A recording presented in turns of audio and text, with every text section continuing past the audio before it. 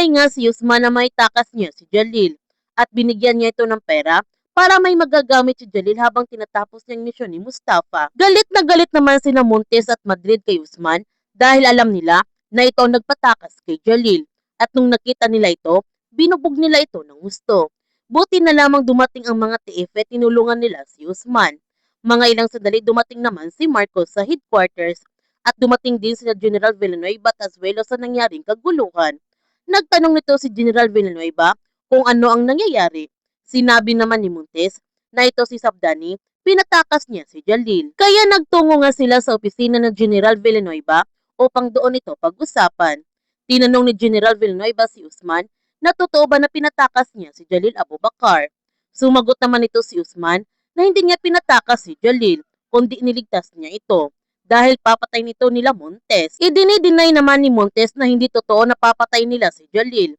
Sinabihan ni Marcos si General Villanueva kung walang binabalak na masama laban kay Jalil Abubakar, bakit ito ililipat ng facility ng hating gabi? Ang galit na tanong ni General Villanueva para kay Marcos kung anong gusto niyang palabasin. At ang sabi pa ni General Villanueva na kailangan yon. Wala nang tiwala ang mga nasa itaas dahil may suspetsya sila na may kasabot si Jalil sa loob ng Inlia at SID at patatakasin ito. Diba yun na nga ang nangyari ngayon? Dahil sa ginawa ni Sabdani, suspendido nga siya nito. Hindi naman nagsisisi si Sabdani na pinatakas niya si Jalil at bugal sa kanyang kalooban na tanggapin ang kanyang suspendido. At sinabihan niya si General Villanueva kung ang pagsunod sa utos ay tumingin lang habang pinapatay ang isang taong inosente, mas gugustuhin niya na mawalan ng badge. Kahit kailan, hindi niya pinagsisihan ay pinagtanggol ng isang kapatid niyang Muslim mula sa bulok na sistemang ito. Kinuha ni Sabdani ang kanyang baril at badge at ibinigay niya ito kay General Villanueva. Sa pagpasok nila Marcos at Usman sa war room, nagpapasalamat naman ito si Marcos sa pagligtas niya kay Jalil. Nagsuspende tuloy siya. Ang sabi ni Usman, basta alam niya na ginawa niya ang tama at wala siya nitong pinagsisisihan. Nakita naman ni Usman na hindi mapalagay nito si Marcos. Kaya tinanong niya ito kung may problema ba. Dito na nga sinabi ni Marcos kay Usman na si Jalil ay si Gabriel.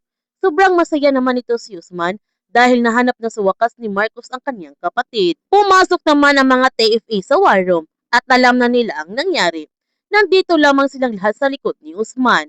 Pumasok na din si Azuelo sa war room at sinabihan niya ang lahat na tuloy-tuloy ang pagkilos ng kalaban. Bukas, hindi na nila alam kung sino sa kanila ang mawawala.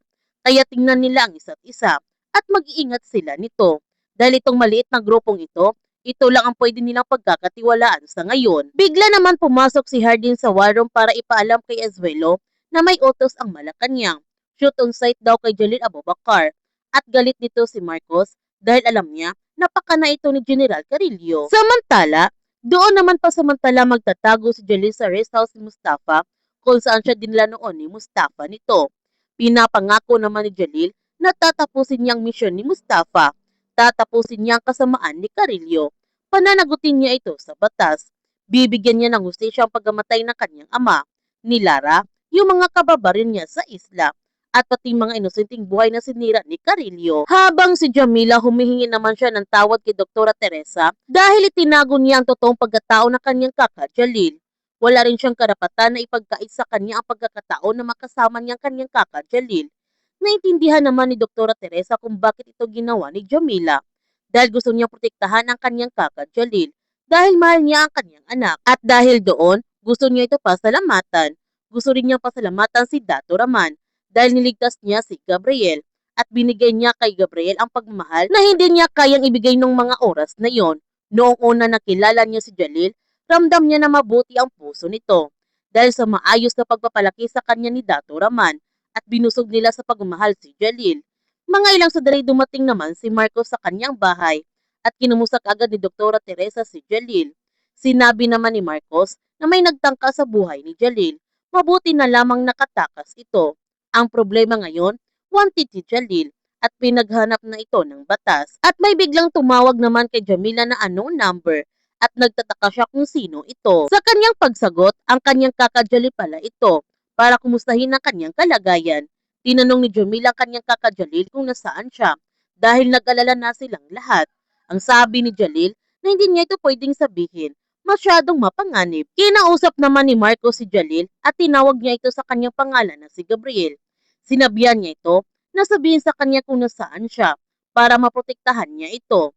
Sinabihan ni Jalil si Marcos na hindi pwedeng may makakita sa kanilang dalawa na magkasama. Mapapahamak rin siya nito. Kung may mangyari sa kanya, kung mamamatay siya, ituloy niya ang misyon. Mas importante ang misyon kaysa sa buhay niya at pinatay ni Jalil ang linya nito. Kinabukasan, ibinalita na nga ang pagtakas ni Jalil. At dahil nga itinuturing na si Jalil ngayon na isang armado at mapanganib, si Jalil ngayon ay isang komplikado bilang public enemy number 1 na may utos to neutralize on site. Nalaman na nga ni Solaris na doon nagtatago si Jalil sa safe house ni Mustafa at pupunta na mga tauhan ni Solaris sa kinaroonan ni Jalil para patayin ito. At ipinalam na nga ni Solaris kay General Carillo na alam na nila kung nasaan si Jalil at mapapatay na nila ngayon si Jalil. Nalaman din nila Marcos at Jamila kung nasaan ngayon si Jalil dahil sa tulong ni Ethan at nakita nila sa CCTV footage na sumusugod ng mga tauhan ni Carillo sa kinaroonan ni Jalil. Kaya agad na nga nagtungo doon si Marcos para iligtas ang kanyang kapatid. Habang si Jalil, natuklasan naman niya na may hawak na palang ebidensya si Mustafa para pabagsakin si General Carillo at kinuha itong lahat ni Jalil. Pero nung paalis na sana si Jalil, nakita naman niya sa CCTV na may dumating na mga armadong lalaki sa bahay ni Mustafa. Buti na lamang nakita niya ang mga baril ni Mustafa at nakikipagbarilan nga si Jalil sa mga tauhan ni General Carillo. Nahihirapan naman si Jalil na labanan niya itong lahat dahil napakadami nila. Buti na lamang dumating si Marcos at tinulungan niya si Jalil. Niyakap ng mahigpit ni Marcos ang kanyang kapatid at sinabihan niya ito na siya nang bahala sa kanya. Ipinakita naman ni Jalil kay Marcos ang mga ebidensya na hawak ni Mustafa at makakatulong itong lahat para mapagbagsak nila si Carillo. Pero biglang dumating sina Montes at pinagbabaril nila si Jalil. Kaya nabitawan ni Marcos ang folder na naglalaman ng mga ebidensya laban kay Carillo. Pinagtutulungan naman nila Jalil at Marcos na pagbabarilin sila Montes at nakatakas naman sila nito. Dahil sa pagtulong ni Marcos kay Jalil, pinapalabas ni General Carillo sa publiko na magkasabot sina Marcos at Jalil na pabagsakin ng gobyerno. Si Marcos ang protektor ng mga sindikato sa Enlia at SID. Sinabi pa ni Carillo na pinagmumunuan nila Victor Reyes at Hassan Wadi ang sindikato at pinagpapatuloy ito ng kanilang mga anak. Nagpakita na nga si Felix sa headquarters at pinagmumukha niya sa mga TFA ang pagiging kriminal nila Jalil at Marcos. Magtutulungan naman sina Marcos at Jalil na pabagsakin si General Carillo.